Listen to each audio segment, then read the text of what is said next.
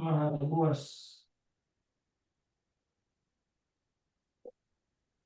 Dialah Allah Subhanahu wa Ta'ala yang maha luas sifatnya lagi maha agung. Alladzi samadat ilaihi jami'ul makhluqat, yang mana seluruh makhluk bergantung kepadanya, menyerahkan seluruh urusan mereka kepadanya, yang butuh kepadanya. Wa qasadathu kullul kainati bi asriha fi jami'i syu'uniha, yang mana seluruh makhluk menengadahkan seluruh urusan mereka kepadanya, seluruh makhluk dalam segala urusan mereka. Falaisa laha rabbun siwah, tidak ada bagi makhluk ini Rabb. Rabb di sini artinya yang mencipta, mengatur, dan memiliki. Tidak ada bagi makhluk di alam semesta ini pencipta selainnya, yang mengatur alam semesta ini selainnya, dan yang memilikinya. Wala maqsuda ghairuhu taqsiduhu wa talja'u ilaihi fi islahi umuriha dunyawi. Dan tidak ada tujuan yang bisa mereka tuju, yaitu para makhluk selainnya. Hanya kepadanya lah mereka menengadahkan doa-doa permintaan mereka, dan hanya kepadanya mereka menyerahkan seluruh urusan dunia mereka. Wa fi islahi umuriha dunia, dalam semua urusan agama mereka dan juga semua urusan umuriha duniawi, urusan dunia mereka. Taqsiduhu 'inda an-nawaibi wal muz'ijat. Seluruh makhluk ini senantiasa menggantungkan urusan mereka kepadanya dalam perkara-perkara musibah atau hal-hal yang tidak menyenangkan bagi mereka. وتضرع إليه إذا أصابته الشدائد، أو وتضرع إليه إذا أصابتها الشدائد والكربات. Dan hanya kepadanya mereka memohon ketika mereka ditimpa musibah yang berat dan juga ujian-ujian kehidupan. وتستغيث به إذا مستها المصاعب والمشقات. Dan hanya kepadanya mereka meminta jalan keluar jika mereka sedang berhadapan dengan perkara-perkara yang susah, sulit, dan juga perkara yang berat. لأنها تعلم أن عنده حاجاتها. Hal ini dikarenakan makhluk secara tabiat mereka mengetahui bahwasanya hanya di sisi Allah sajalah hajat-hajat mereka bisa tertunaikan. Waladaihi tafriju kurubatiha, dan hanya di sisi Allah lah solusi dari segala problematika mereka. ولكمال علمه وسعة رحمته ورأفته وحنانه وعظيم قدرته وعزته وسلطانه. Dan mereka semua melakukan itu karena mereka mengetahui kesempurnaan ilmunya, keluasan rahmatnya, dan juga sifatnya yang maha penyayang, yang maha mengasihi, dan yang kekuasaan yang besar dan agung, keperkasaannya dan juga kerajaannya di alam semesta ini. روى ابن جرير الطبري في تفسيره عن عبد الله بن عباس رضي الله عنهما قال: الصمد السيد الذي قد كمل في سؤدده، الشريف الذي قد كمل في شرفه، والعظيم الذي قد كمل في عظمته.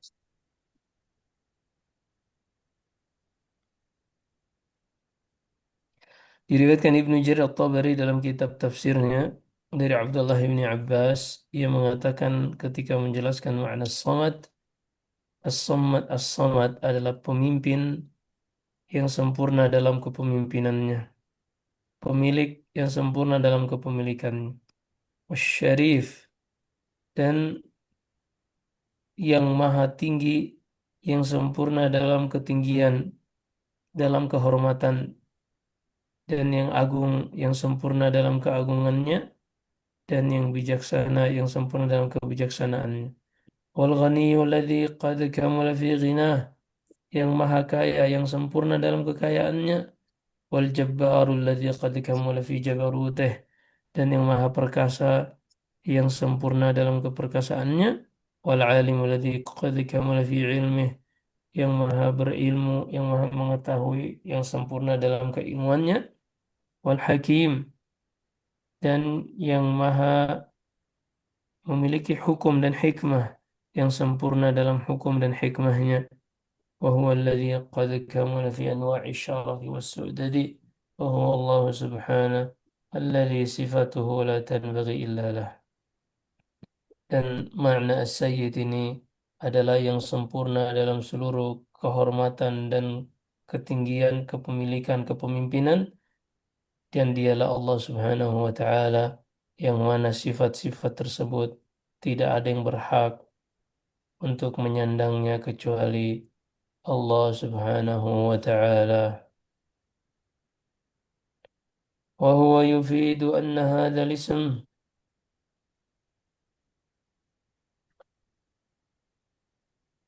وهو يفيد أن هذا الاسم العظيم من جملة أسماء الله الحسنى الدالة على عدة صفات لا على معنى مفرد.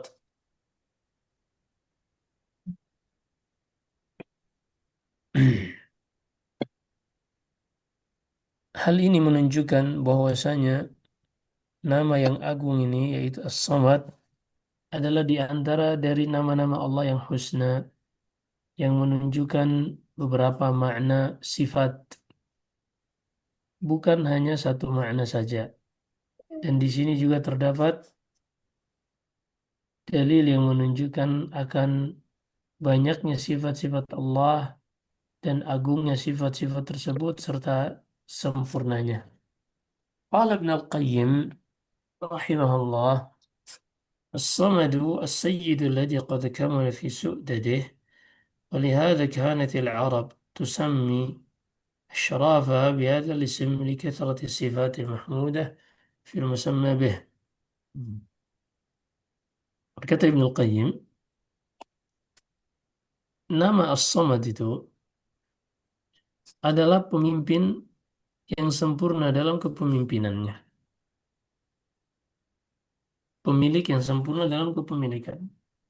Sehingga dahulu orang-orang Arab menamakan petinggi-petinggi mereka, pemimpin-pemimpin mereka dengan As-Sayyid. Kenapa?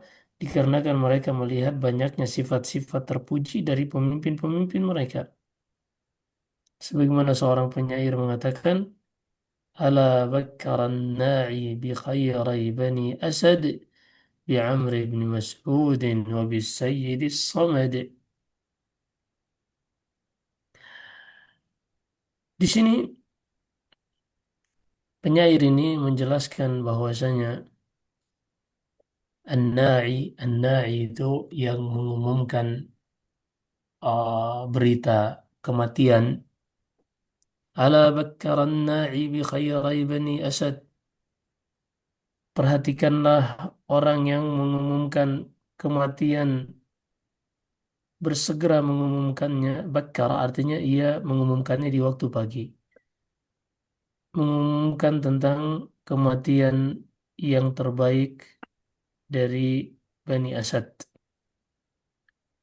yaitu Amr ibni Mas'ud, dan juga dengan seorang pemimpin yang somad, pemimpin yang sempurna dalam kepemimpinan. Artinya menurut mereka ini, Amr ibni Mas'ud ini dan juga As-Sayyid As-Samad ini adalah orang-orang yang merupakan orang-orang terpuji di dalam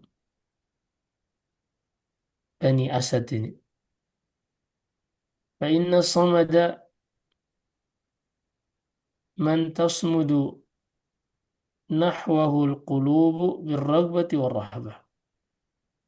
Makna as-samad adalah yang kepadanya, ke arahnya hati-hati manusia itu bergantung dengan rasa senang dan rasa khawatir.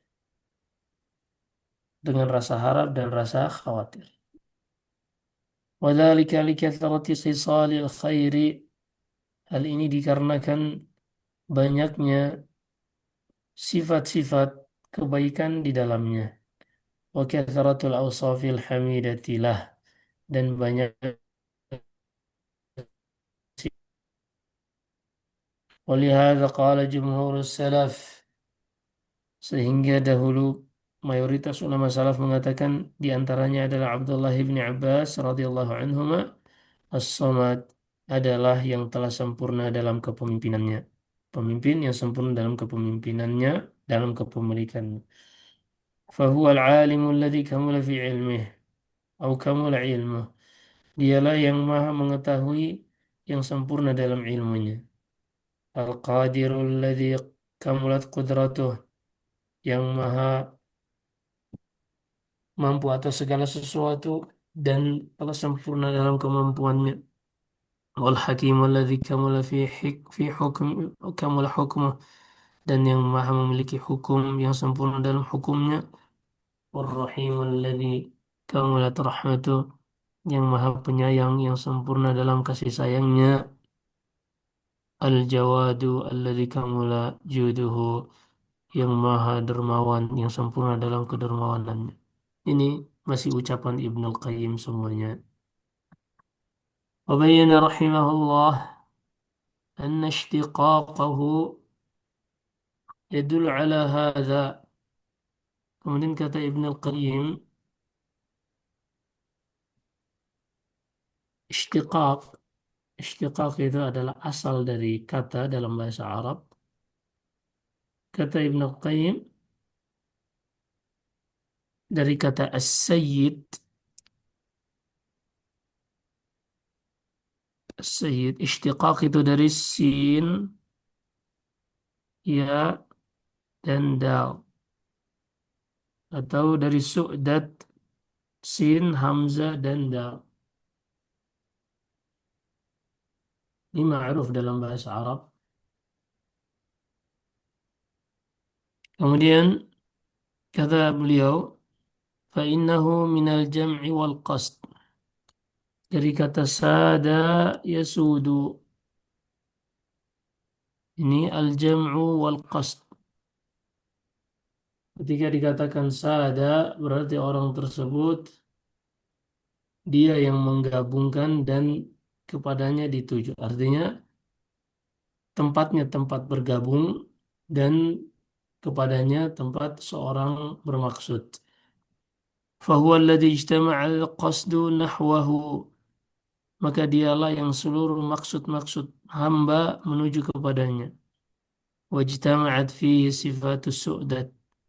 Dan tergabung, terkumpul padanya seluruh sifat-sifat kepemimpinan, sifat-sifat kepemilikan. Wa hadha asluhu fil lughah. Dan itulah maknanya di dalam bahasa, makna dasarnya dalam bahasa. Wal Arabu tusammi asyrafaha bis samad ijtima'i qasdil qasidina ilaihi wa ijtima'i siyadati fih. Dan orang Arab menamakan petinggi-petinggi mereka dengan as-samad dikarenakan kepada mereka lah orang-orang berkumpul, orang-orang mendatangi mereka untuk maksud yang mereka inginkan, dan kepadanya lah, pada mereka lah kepemimpinan itu terkumpul. Wali ajli za, ay wali ajli hada sama, tanawwa'at ibaratus salaf fi tafsir hadzal ism. Sehingga dengan ini dahulu para salaf mereka berbeda-beda di dalam menjelaskan makna dari nama ini. Faminhum man qal, di antara mereka ada yang mengatakan as-samad itu huwa alladhi laysa bi ajwaf wala ya'kul wala yashrab. As-samad itu artinya adalah yang tidak berongga sehingga dia tidak butuh makan dan tidak butuh minum. Faminhum man qal huwa alladhi yasmudul khalaiq ilaihi fi hawaijihim wa masailihim. Antara mereka ada juga yang mengatakan as-samad itu yang kepadanya seluruh makhluk menjadikan tujuan untuk menunaikan hajat-hajat mereka dan permasalahan-permasalahan mereka. Wa minhum man qala, di antara para salaf ada yang mengatakan huwa alladhi la yakhruju minhu syai', dialah yang tidak keluar darinya segala sesuatu, yaitu tadi lam yalid wa lam yulad. Wa la yakhruju minhu 'ainun minal a'yani fala yalid, dan juga tidak keluar darinya objek apapun karena dia tidak melahirkan. Wa minhum man qala هو السيد الذي انتهى سؤدده ومن من قال هو الذي لا أحد فوقه. Sebagian ada yang mengatakan dialah pemimpin yang kepadanya segala pemimpinan berakhir. Di antara mereka ada yang mengatakan dialah yang tidak ada seorang pun di atasnya. وقد أورد جميع هذه الأقوال ابن جرير الطبري في تفسيره. Ibnu Jarir membawakan semua ucapan-ucapan ini di dalam tafsirnya. وذكر من قال بها, dan beliau menyebutkan imam-imam dari kalangan salaf yang menyebutkan hal tersebut. وأوردها كذلك الحافظ ابن كثير, begitu juga disebutkan Ibnu Katsir dan selainnya dari kalangan ahli tafsir, dan semuanya adalah hak. لأن هذا الاسم دال على جملة أوصاف عديدة لا على معنى مفرد كما سبق, karena nama ini menunjukkan banyak sifat yang bermacam-macam, bukan hanya pada satu makna sebagaimana yang sudah kita jelaskan.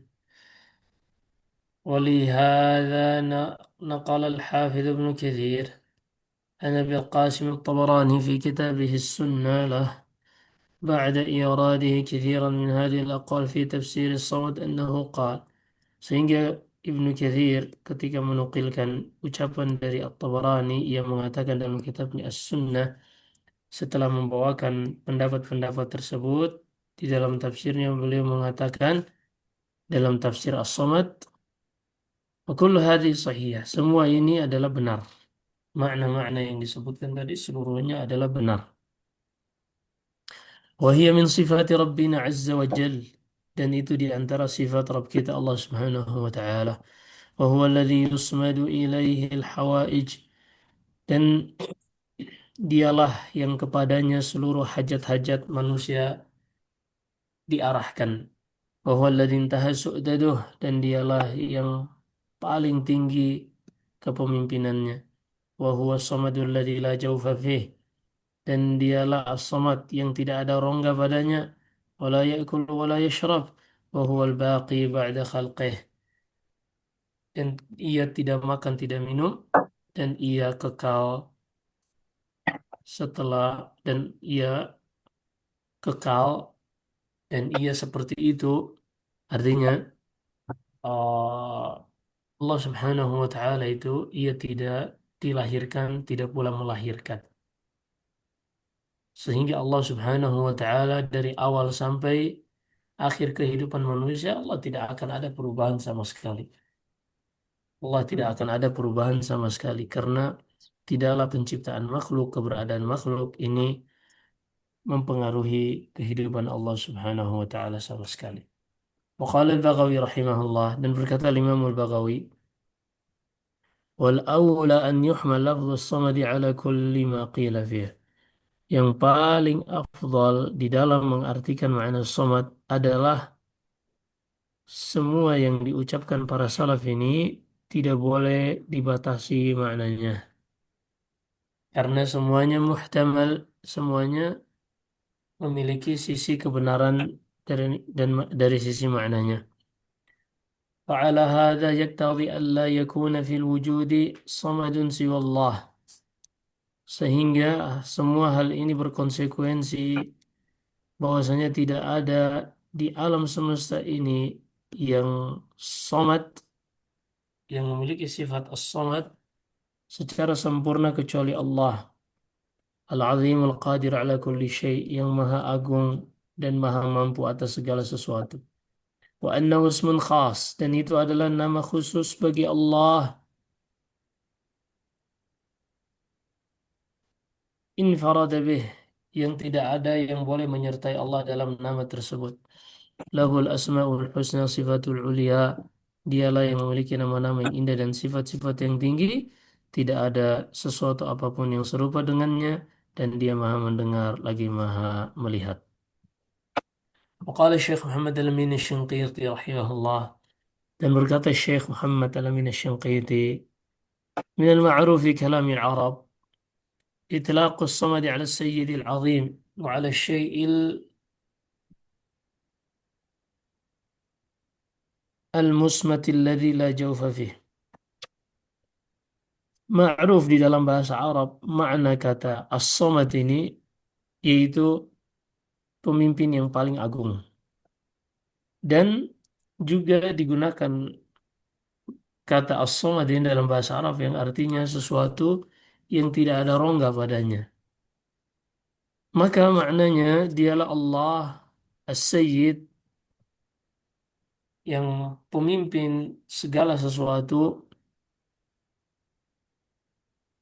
yang hanya kepadanya segala ujian, segala musibah manusia mengarahkan kepadanya dan semua hajat manusia meminta kepadanya. Wa huwa alladhi tanazzaha wa taqaddas an sifatil makhluqin dan dialah yang suci dan dibersihkan sifat-sifatnya dari sifat-sifat makhluk seperti makan, minum, dan semisalnya yang Allah Subhanahu wa taala Maha Suci dari itu semua. Wa idza 'alima al-'abdu ittisafa rabbih bihadzal kamal wal jalal wa annahu subhanahu la syai'a fawqah wa la syai'a yu'jizuh wa annahu subhanahu mafza'ul khalaiqi wa malja'uha fala malja' wa la manja minhu illa ilaih. Ketika seorang hamba menyadari hal ini, mengetahui hal ini, bahwasanya Robnya adalah satu-satunya yang disifati dengan kesempurnaan dan ketinggian ini, dan dialah Allah Subhanahu wa Ta'ala yang tidak ada satupun di atasnya, baik sifat ataupun zatnya, dan tidak ada sesuatu apapun yang bisa menghalangi Allah Subhanahu wa Ta'ala. Artinya tidak ada sesuatu pun yang membuat Allah tuh nggak mampu. Segala sesuatu Allah mampu. Dan bahwasanya Allah adalah tempat uh, mengadunya para makhluk dan tempat kembalinya para makhluk, maka ketahuilah tidak ada tempat kembali dan tidak ada tempat keselamatan darinya kecuali hanya kepadanya. Artinya tidak ada bagi kita tempat untuk berlindung, tidak ada bagi kita tempat untuk mencari keselamatan dari Allah kecuali hanya kepada Allah. Nah, kemudian terakhir wa ilaihi wahdahul mafar dan hanya kepadanya satu-satunya tempat kita berlari wa huwa wahdahu alladhi tasmudu ilaihil khalaiqu fi hawaijiha wa masailiha wa raghabatiha dan dialah Allah satu-satunya yang kepadanya seluruh makhluk mengarahkan hajat-hajatnya meminta permintaan-permintaan mereka dan keinginan-keinginan mereka. Wajib alaihi alla yalja illa ilaih maka kewajiban bagi seorang hamba untuk tidak mencari tempat perlindungan dan tempat kembali kecuali hanya kepadanya. Wala yatlubu hajatahu illa min dan ia tidak boleh meminta hajatnya kecuali hanya memintanya kepada Allah. Wala yasrifu ibadatahu illallah. Demikian pula maka dia tidak akan memalingkan ibadahnya kepada selainnya. Wala takunu isti'anatuhu illa bih dan ia tidak mungkin meminta pertolongan kecuali hanya kepadanya, kecuali hanya kepada Allah. Wala yakunu tawakkuluhu illa alaih dan tidak mungkin ia menyerahkan tawakalnya kecuali hanya kepada Allah Subhanahu wa taala. Allah berfirman, "Amman yujibul muttarra idza da'ah wa yakshifus su' wa yaj'alukum khulafa'al ard a ilahum ma'allah." Maka katakanlah, siapakah yang bisa mengabulkan doa orang-orang yang sedang terdesak ketika ia sedang ketika ia meminta kepadanya dan menghilangkan segala macam keburukan dari kalian serta menjadikan kalian khulafa al-ard, makhluk yang memakmurkan bumi ini silih berganti generasi yang satu ke generasi berikutnya. Maka apakah ada yang berhak diibadahi bersama Allah Subhanahu wa taala sementara hanya Dia yang bisa melakukan itu? Sungguh sangat sedikit kalian bisa mengambil pelajaran. Alhamdulillah, selesai kita dari pembahasan As-Samad. Wallahu a'lam. Ya, baik. Jazakumullah khair Ustadz untuk materinya dan mungkin jika teman-teman ya ada sesi tanya jawab kan ya Ustadz ya? Nah, Ya, baik, jazakumullah khair. Silakan teman-teman jika ada pertanyaan berkenaan dengan materi hari ini, kalau somat ataupun di luar materi, jika nanti masih ada waktu, dipersilakan.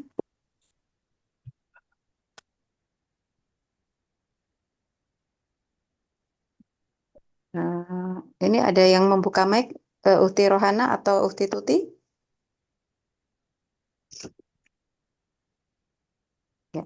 Ustadz, baik mungkin untuk mengawali Ustadz, eh, berkenaan dengan tadi di awal-awal disebutkan bahwa eh, orang-orang Arab zaman dulu memberi nama pemimpin yang adil, yang baik dan sebagainya itu dengan uh, Sayyid ya Ustadz ya.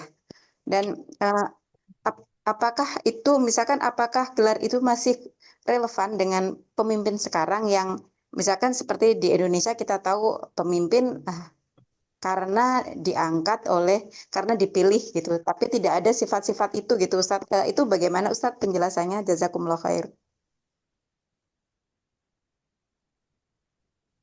iya, yang bedakan antara Sayyid As-Samad dalam syair tadi, Sayyid As-Samadi.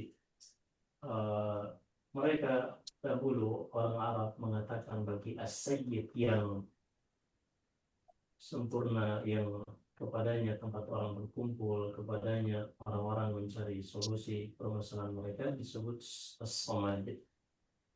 Adapun As-Sayyid saja, ini mutlak kepemimpinan sehingga pemilik budak, walaupun orang tersebut jahat, maka tetap disebut As-Sayyid. Adapun tadi yang disebutkan Ibnu Qayyim, ala bakkaran nari bi khairai asad Amr bin Mas'ud As-Sayyid As-Samad. Bait ini disebutkan Ibnu Qayyim tentang As-Sayyid As-Samad, yang mana mereka menganggap Amr bin Mas'ud ini selain pemimpin juga As-Samad, artinya yang padanya terkumpul banyak sifat-sifat yang terpuji. Adapun hanya sekadar Sayyid saja, ini sah dikatakan untuk pemimpinnya Sayyid Ar-Rais. Sayyid Ar-Rais itu artinya misalnya kepada pemimpin, gubernur atau presiden, itu Sayyid Ar-Rais. Adapun As-Samad, dialah yang tidak dikatakan As-Samad kecuali terkumpul padanya sifat-sifat yang terpuji. Demikian. Ya. Jazakumullah khair Ustaz. Mungkin ada yang bertanya secara langsung dipersilakan. Ya. Baik, ini ada pertanyaan di chat Ustadz. Ana izin bacakan. Ini di luar tema Ustadz. Assalamualaikum, assalamualaikum Ustadz. Izin bertanya tentang kurban. Bagaimana hukum kurban bagi pegawai atau karyawan, sedangkan uangnya didanai oleh bos PT tersebut? Jazakumullah khair. Gimana maksudnya? Uh, jadi mungkin ini korban tapi yang membiayai bos PT tersebut Ustadz gitu. Jadi hukum karyawan berkorban tapi yang mendanai bos PT tersebut. Ini iya ya. Gimana nih maksudnya bisa dijelaskan Ukti Nah, yang dukungnya? Oh ya. mu-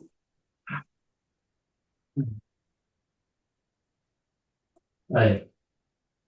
Mungkin maksudnya uh, pemimpin perusahaan yang menginginkan karyawannya berkurban dan dibiayai oleh dia, maka di sini dilihat ketika kurban tersebut misalnya diberikan dalam bentuk dana dan akadnya adalah hadiah, kemudian setelah itu karyawan ini membeli hewan kurban, maka ini sah sebagai kurban karyawan ini.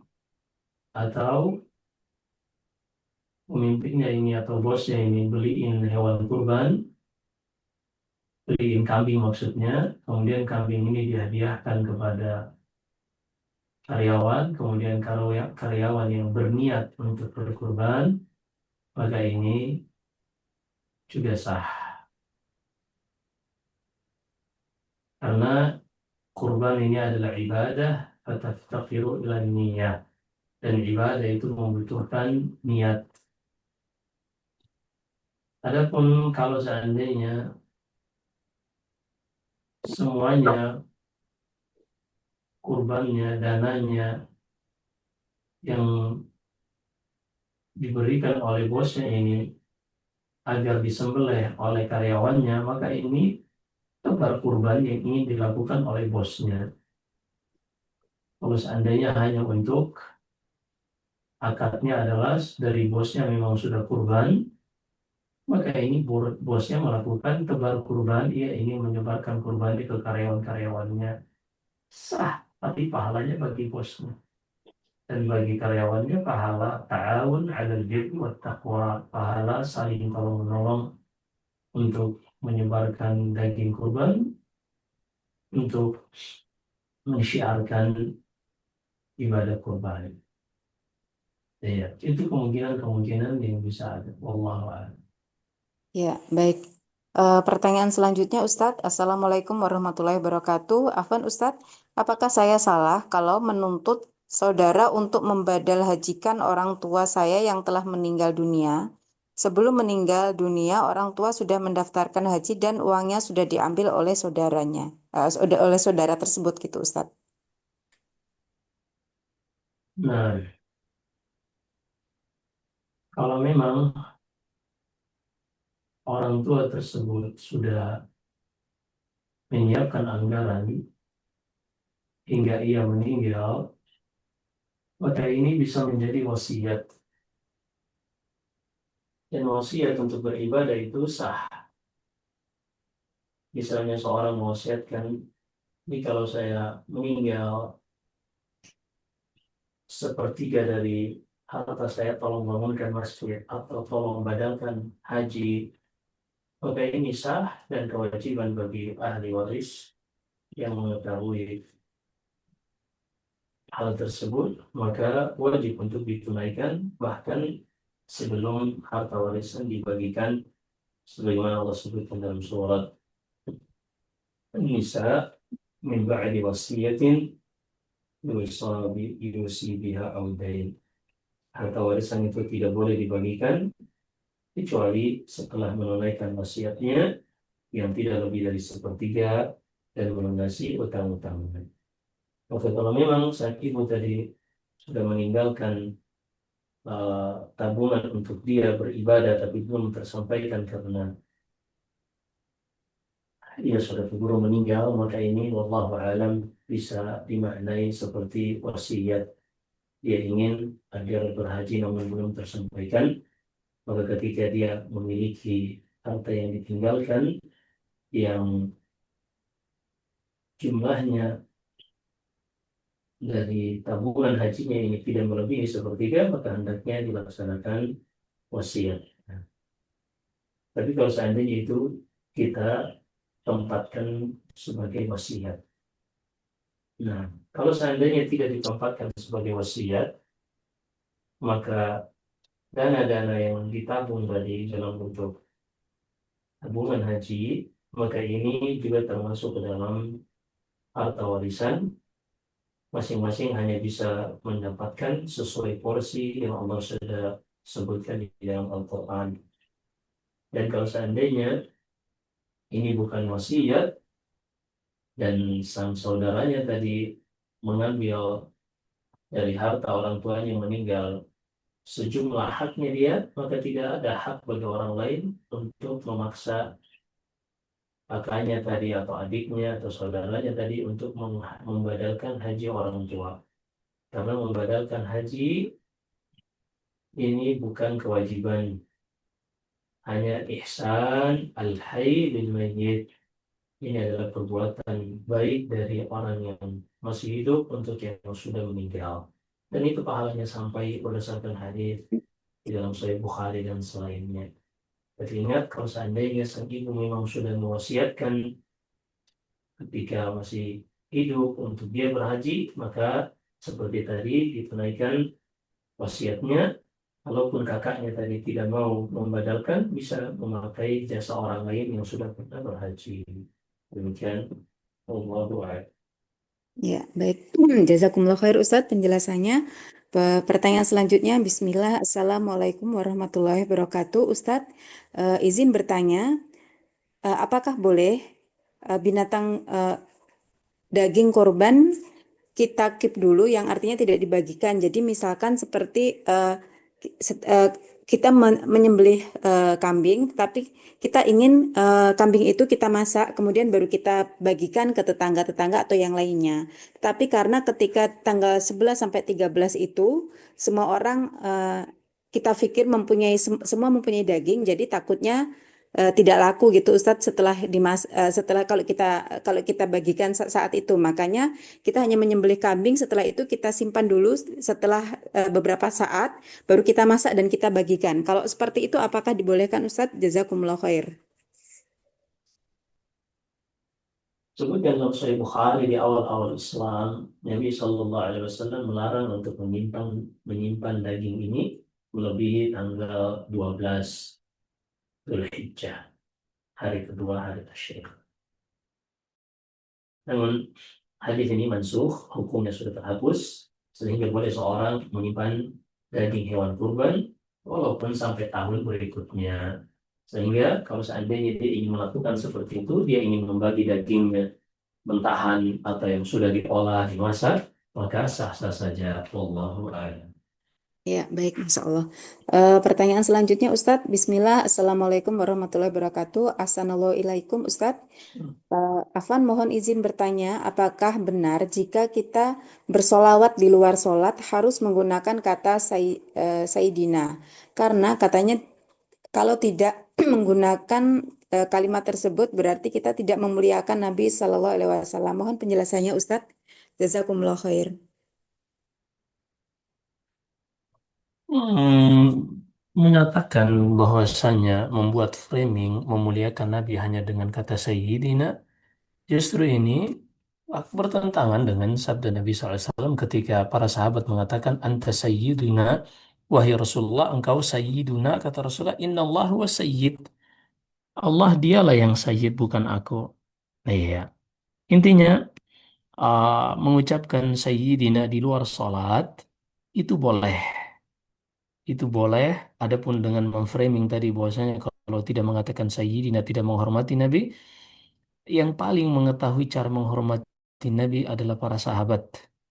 Dan mereka tidak ma'ruf di antara mereka mengucapkan Allahumma salli ala Sayyidina Muhammad. Ini tidak ma'ruf walaupun itu boleh. Sehingga kalau ada orang yang mengatakan sebuah hukum syar'i atau sebuah hal-hal yang berkaitan tentang syariah seperti tadi, maka ditanya dari mana keterangan atau dalil yang menyebutkan bahwasanya kalau kita tidak mengucapkan Sayyidina maka kita tidak menghormati Nabi. Ini muncul dari orang-orang sufi dengan memakai perasaan-perasaan mengikuti selera perasaan sepertinya kalau dengan Sayyidina lebih terhormat karena mereka ketika memanggil pemimpin misalnya Sayyid Wali, Sayyid Rais dengan Sayyid, maka Nabi Sallallahu Alaihi Wasallam mengatakan dalam hadis Umar di dalam Sahih Bukhari, la tutruni kama atratin Nasara al-Masih ibn Maryam. Jangan kalian menyanjungku berlebihan sebagaimana orang-orang Nasara menyanjung Nabi Isa, memuji Nabi Isa berlebihan hingga menyetarakan mereka dengan Allah Subhanahu wa taala. Faqulu Abdullahi wa Rasuluh. Katakanlah aku adalah hamba Allah dan utusannya. Maka nggak ada dalil yang menyebutkan seperti itu dari kalangan para sahabat. Wallahu a'lam.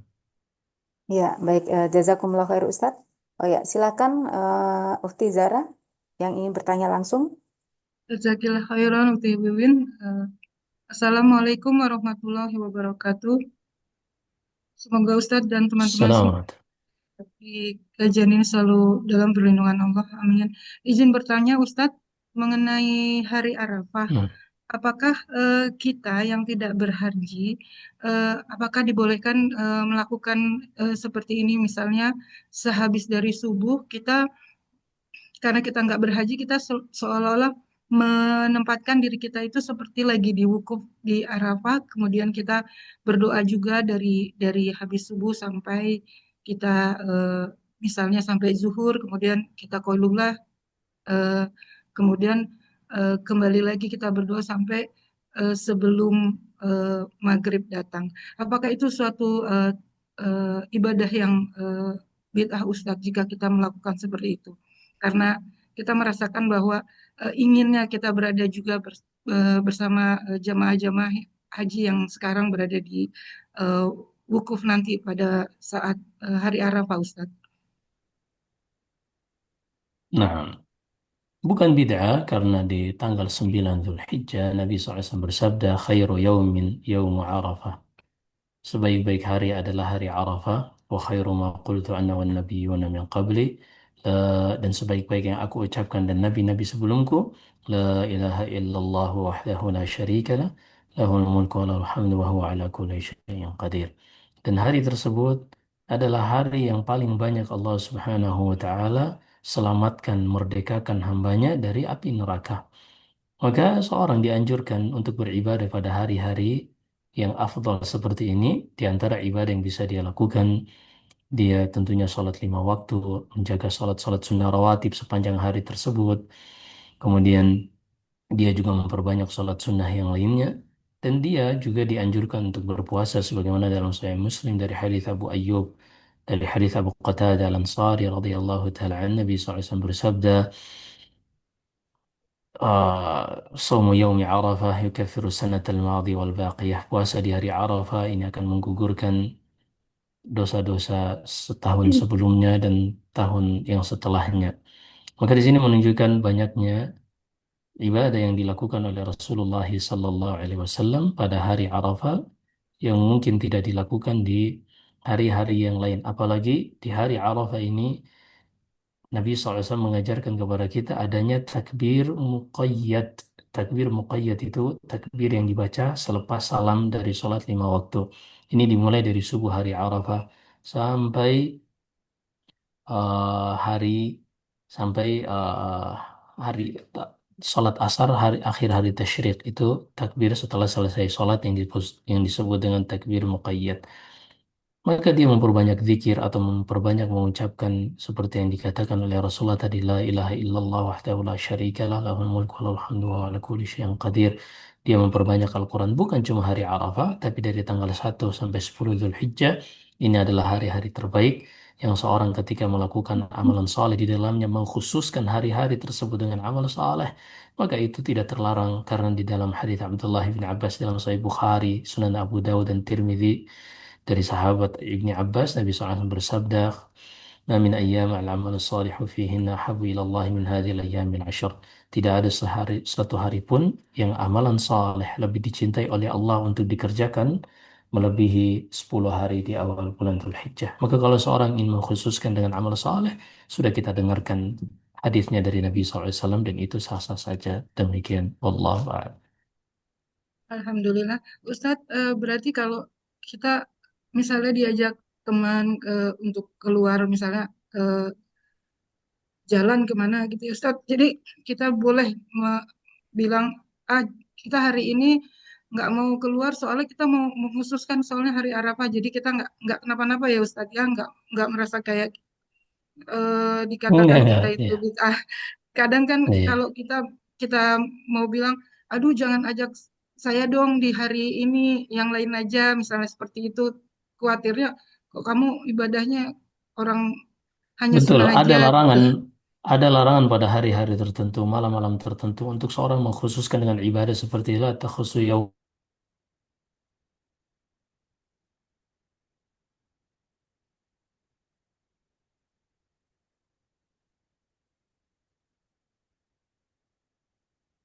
Ini memang dilarang. Tapi pada hari Arafah dan 9 hari, 10 hari di awal Dzulhijjah, memang ada anjurannya secara khusus Nabi SAW menganjurkan agar orang-orang memperbanyak ibadah pada hari-hari tersebut karena hari-hari tersebut adalah hari yang paling dicintai Allah untuk seorang melakukan amal saleh.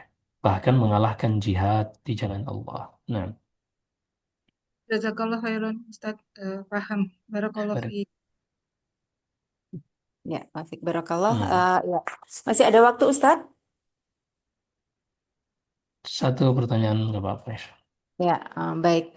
Silakan Uti Nur. Baik, jazakallah khair, Bu Win. Assalamualaikum warahmatullahi wabarakatuh, Ustaz. Assalamualaikum. Ustaz, Ana dari Singapura. Sebagian dari kami ada buat kurban di Indonesia yang hari raya Idul Adha jatuh pada hari Jumaat. Kami di Singapura hari raya Idul Adha pada hari Sabtu. Jadi sebagian kami yang buat kurban di Indonesia, kalau sembelihannya pada hari Jumaat, gimana hukumnya, Ustaz?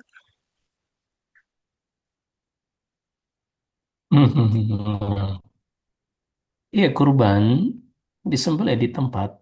Di situ akan seyogianya orang yang berkurban, dia menyembelih di tempatnya sendiri, kemudian dagingnya ia bagikan, ia makan sebagian di tempat.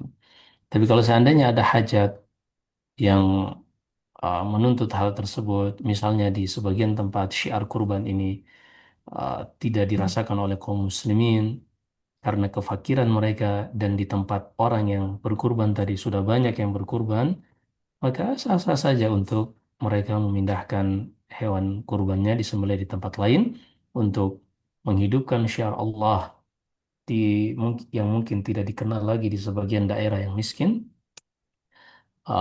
dan juga untuk memberikan sedekah daging kepada kaum muslimin yang akan menguatkan hati mereka di atas Islam. Dan kalau seandainya terjadi perselisihan seperti tadi, uh, perselisihan hari Lebaran, maka seyogianya, wallahu alam, mungkin kalau seandainya diakhirkan pada tanggal 11 Zulhijjah, maka tidak akan ada khilaf di dalamnya. Tapi kalau dijadikan pada hari hari misalnya hari Jumat di Indonesia, sementara dia Lebarannya hari Sabtu, di sini ada permasalahan karena Nabi Shallallahu Alaihi Wasallam pernah disebutkan dalam hadisnya, pernah ketika selesai salat, ra'a kabshan qad dzubihat. Rasulullah melihat ada seekor kambing yang sudah disembelih sebelum salat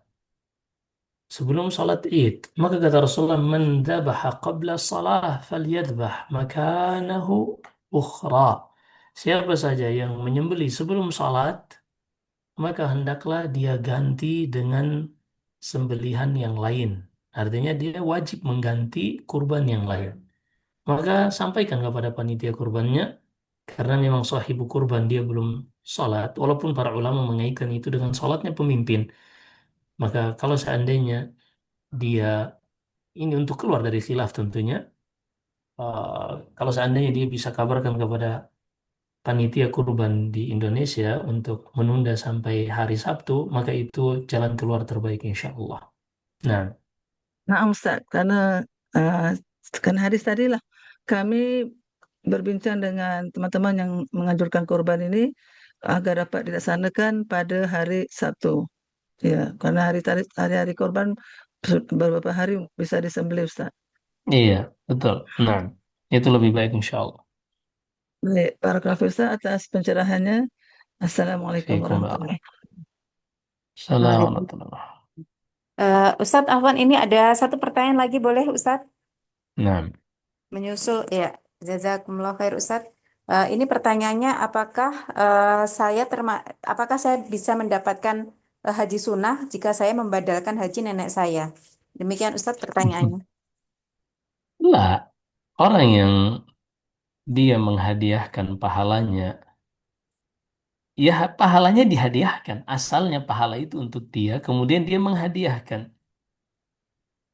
Maka dia hanya mendapat pahala ta'awun. Dia hanya mendapatkan pahala ta'awun. Dia tidak mendapatkan pahala amalan tersebut. Karena pahala amalannya sudah diberikan kepada sang nenek. Dia hanya mendapatkan pahala membantu nenek tersebut dan ini min anwa'il bir. Ini di antara kebaikan yang masih hidup untuk yang sudah meninggal. Nah, Allah a'lam. Ya, baik. Alhamdulillah, jazakumullah khair Ustaz yang sudah meluangkan waktunya untuk menerangkan tentang fikih Asmaul Husna dan menjawab pertanyaan dari teman-teman. Semoga Allah memberikan balasan yang terbaik kepada Ustadz yang karena sudah Hmm. meluangkan waktu dan ilmunya kepada kita semua. Dan mungkin mungkin jika ada nasihat untuk kami Ustadz sebelum majelis ditutup, tafadhol.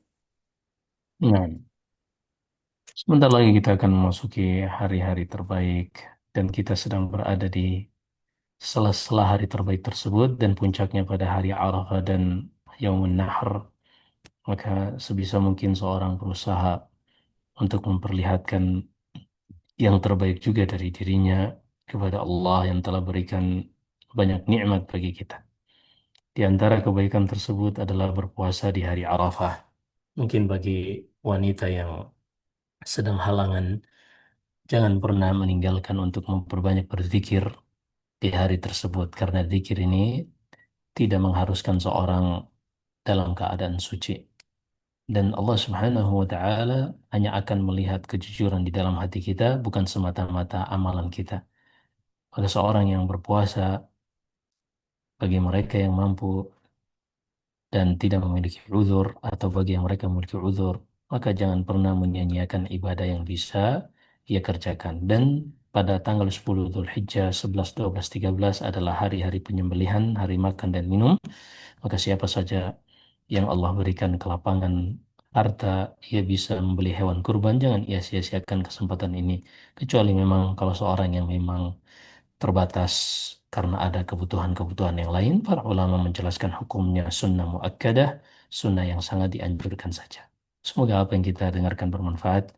Jika ada benar semata-mata dari Allah Subhanahu wa Ta'ala, jika ada kesalahan dan kekurangan dari saya, astagfirullahaladzim wa lakum.